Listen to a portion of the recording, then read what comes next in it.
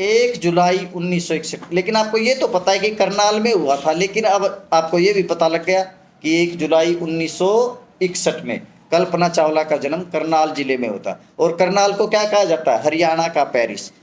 क्या कहा जाता है? हरियाणा का पेरिस। और धान का कटोरा कहा जाता है, हरियाणा का धान का कटोरा कहा जाता है। और करनाल में कर्ण लेक है, करनाल में तराइन है, तरावड़ी का पहला युद्ध, तराइन का पहला युद्ध और तराइन का दूसरा युद्ध। पहला युद्ध 1191 में पृथ्वीराज चौहान ने मोहम्मद गौरी को हराया। दूसरा युद्ध 1192 में मोहम्मद गौरी ने पृथ्वीराज को हराकर उनकी हत्या कर दी। आई क्या समझ में?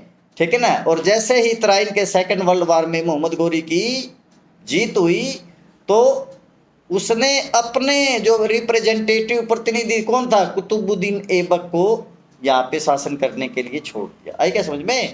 आई नहीं समझ में?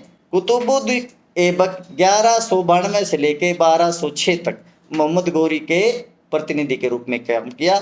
लेकिन 1206 से 1210 तक कुतुबुद्दीन ऐबक ने गुलाम वंश के शासक के रूप में शासन किया।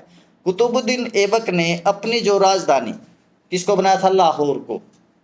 लेकिन इल्तुतमिश ने क्या है? दिल्ली को बनाया। तो इल्तुतमिश को दिल्ली सल्तनत का वास्तविक संस्थापक माना जाता है। आई क्या समझ? कुतुब मीनार का निर्माण तो कुतुबुद्दीन ऐबक ने कराया, लेकिन पूरा किसने कराया? इल्तुतमिश ने कराया।